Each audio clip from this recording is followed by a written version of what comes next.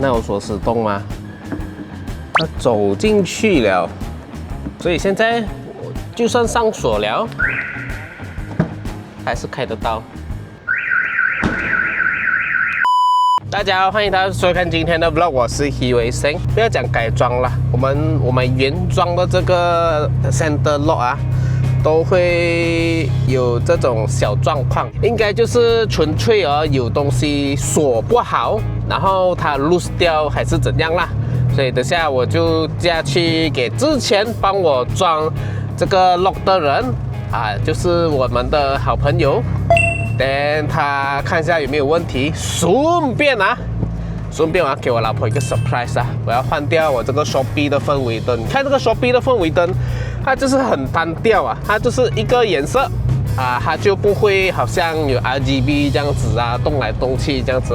我想说，哎呀，这样久了哈，我们这个阿夏改装吧，都已经1年了 ，OK， 是时候要改变一下了。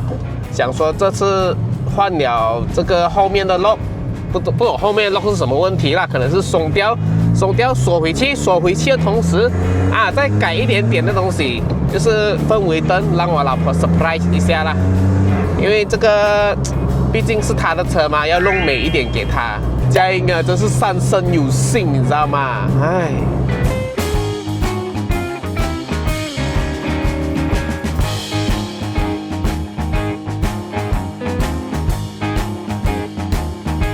终于到了，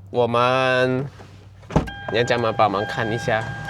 最近我发现到很多人看回我以前阿夏改装的 video， 然后去买 center lock， 买那些clip 正的负的都有，所以我觉得我之前的 video 啦都已经讲解得很仔细了，要买的东西那时候我就已经 list 在我的 YouTube 的影片下面了，你照着我那个去买就准没有错。因为阿夏1现在还有出嘛，那时候又听讲去年9月阿夏1就要停产了，其实是没有啦。还有人买阿夏1的话，你看回去我那时候装 center lock 的影片就准没有错。然后阿拉姆那时候我有印象，我在 Shopee 买两个都坏掉，这真的是看很衰啦。我暗色也是 Shopee 买的阿拉姆，暗色又没有问题。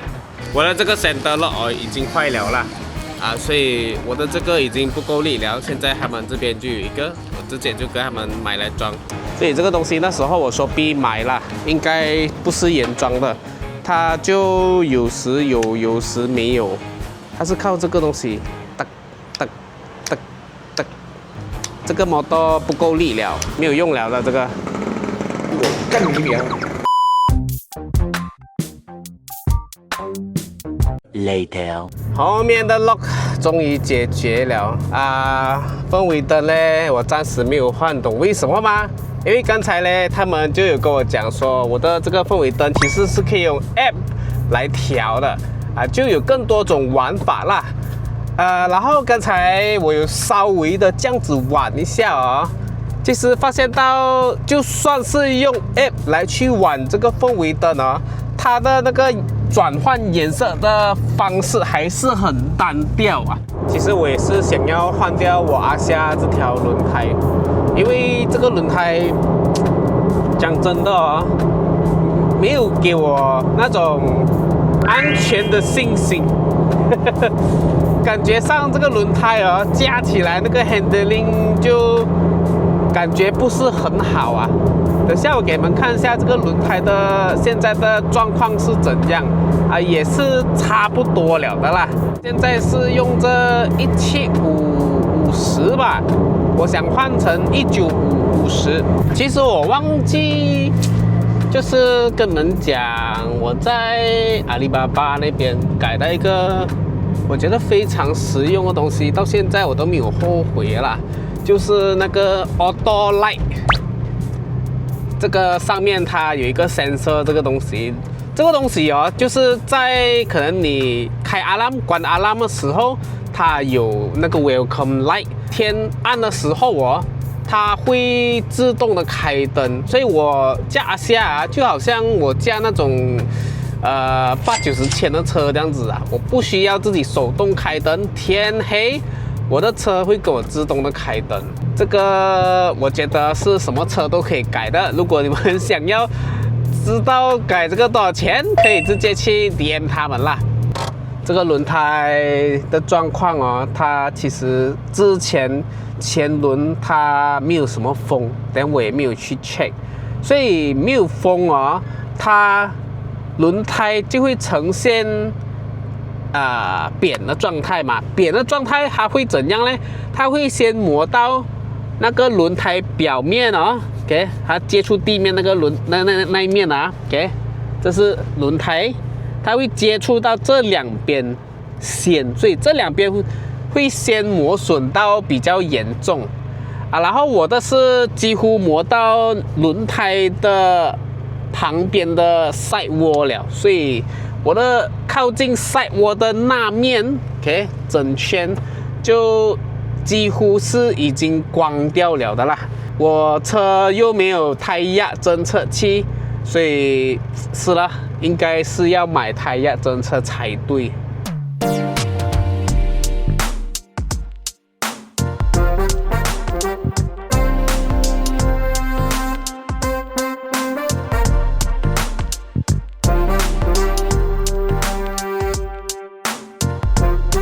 从我手机拍的画面哦，其实是看到我其中有一粒轮胎哦是有螺丝插进去了，不过幸好是没有漏风啦，这样我们就不需要换 spare tire继续走车嘛。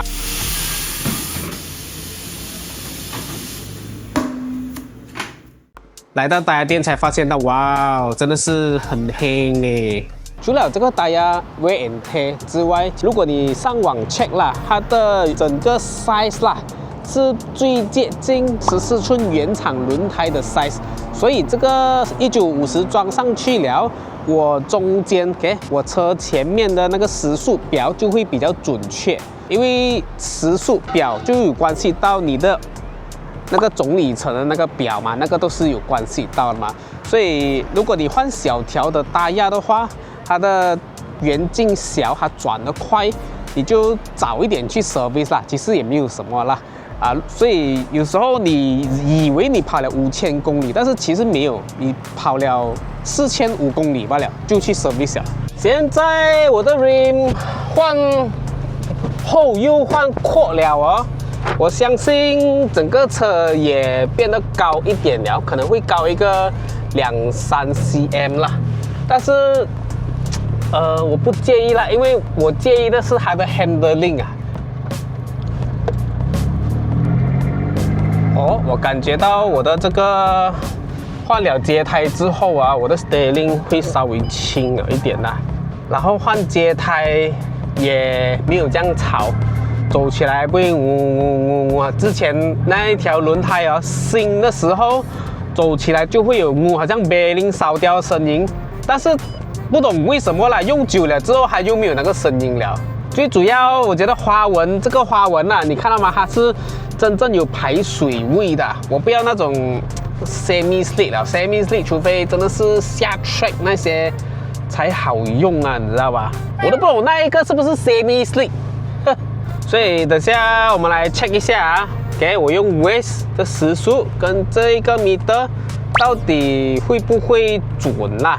换了这个1950的话啦，你们一定要注意看你们的 rim 的 offset 会不会刚，因为如果不刚的话啦，你装这个比较宽的轮胎你转弯啦，你转到弯，轮胎是会磨到车身的然后我们刚才也是有试了，这个 rim 这个轮胎是不会磨到车身的。Damn， 现在塞车5点19分manual is the best。你们那些讲 manual 不能加 KL 雪龙区不能加手牙的，你们弱。我在这边开了差不多3年手牙，我脚有断没有吗？呸！我觉得换了15寸1950啦，加起来这个节胎真的怎样讲都好，都比那个175/50来的安静。其实之前我车开到140的时候啊 ，steering 会很抖。现在呢，我换了新的 rim。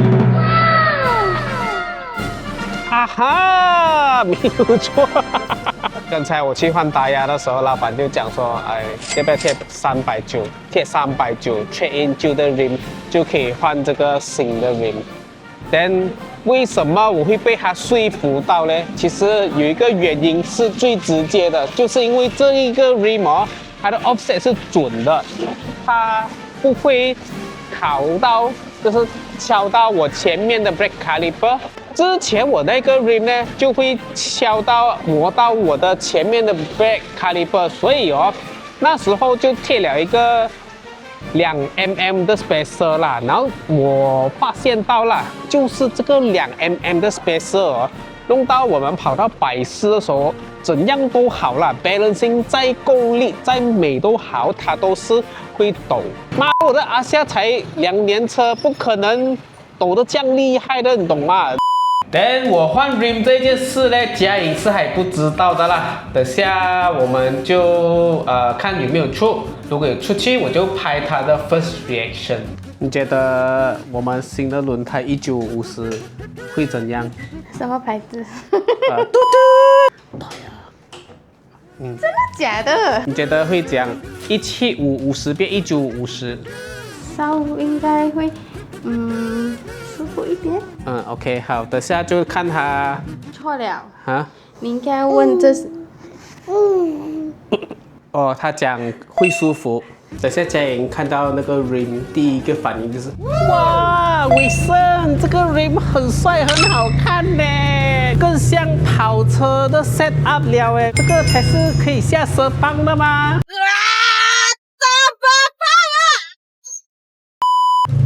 是。